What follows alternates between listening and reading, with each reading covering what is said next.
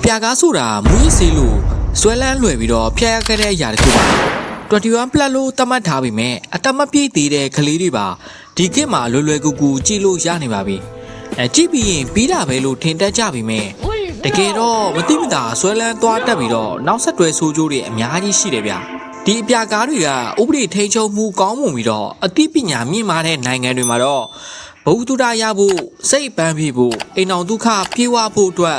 အတုံးချနိုင်ပေမဲ့ကျွန်တော်တို့နိုင်ငံလိုဥပဒေအားနေပြီးတော့အသိဉာဏ်ပညာမဖွံ့ဖြိုးသေးတဲ့ပတ်ဝန်းကျင်မှာတော့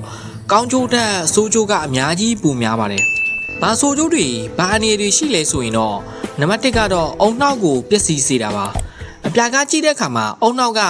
ဒီပါမင်လို့ခေါ်တဲ့ပျော်ရွှင်မှုဟော်မုန်းတွေအများကြီးထုတ်လွှတ်ပါတယ်။ဒါကမူရစ်စေသုံးသလိုပဲဖြစ်တာကြောင့်အချိန်ကြာလာတဲ့မြဆွဲလန်းမှုအဆင့်ကိုရောက်သွားတတ်ပါတယ်။အုံနောက်ကပထမဆုံးကြည့်တဲ့အချိန်ကခံစားမှုကိုမှတ်မိနေပြီးတော့ဒီခံစားချက်ကိုထက်ကလိုချင်နေတော့တာပါ။ဒါကြောင့်ရိုးကြည့်ရတာအားမရပဲဒီတက်ပိုဆိုးတဲ့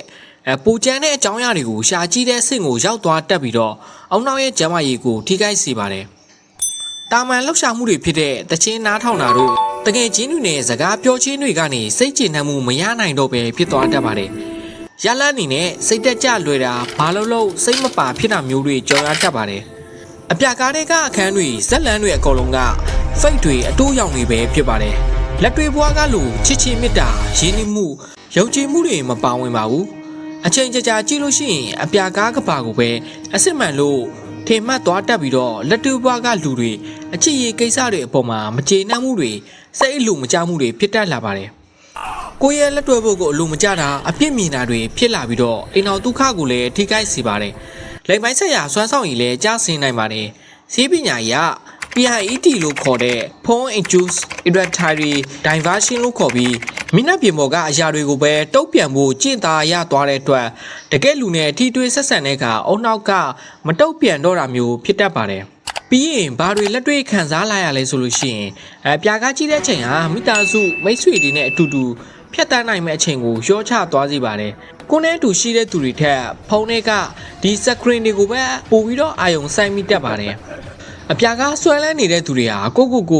လိမ့်စိမ့်နဲ့ပတ်သက်တာပဲဖြစ်ဖြစ်ခန္ဓာကိုယ်နဲ့ပတ်သက်ပြီးတော့ယုံကြည်မှုအားနည်းလာတတ်ပါတယ်။အပြာကားဆွဲလန်းသူအများစုကတော့ကြည့်ပြီးတိုင်းနောင်တရတာမျိုးဖြစ်တတ်ပါတယ်။ကျွန်တော်လည်းဒီလိုမျိုးကြုံခဲ့ပူပါတယ်။ငါဒါကိုမကြည့်ပဲမနေနိုင်ပါလားဆိုတဲ့အတွေ့ကကို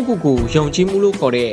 self confidence ကိုကျဆင်းစေပြီးတော့ရှက်စိတ်နဲ့အပြစ်ရှိစိတ်တွေဖြစ်ပေါ်စေပါတယ်။ရလာနေနဲ့လူတော်မတိုးချင်တာတွေစိတ်ဖြစ်စီတာနဲ့ကိုတန်မိုးမရှိသလိုခံစားတတ်ပါတယ်။ညဘက်အဲ့ဒီပြက်ခန့်ကြည့်တာအလုံးလုံးနေရင်ခိုးကြည့်တာတွေကြောင့်အာယုံစူးစိုက်မှုတွေညော့နေလာပါတယ်။ကျမ်းမာရေးတွေထိခိုက်မယ်မှတ်ဉာဏ်မကောင်းတော့ဘူးအလုပ်တွေထိခိုက်မယ်ပညာရေးတွေထိခိုက်လာမယ်။ရိုးရှင်းရှင်းပြောရလို့ရှိရင်အပြာကားဆွဲလန်းခြင်းကကျွန်တော်တို့အုံနောက်ကိုအတူရောင်တွေနဲ့ကျေနပ်ဖို့တင်ပေးနေတာဖြစ်တဲ့အတွက်လက်တွေဘွားကစစ်မှန်တဲ့ပျော်ရွှင်မှုကိုခံစားလို့မရအောင်တားဆီးလိုက်တယ်လို့ပါပဲ။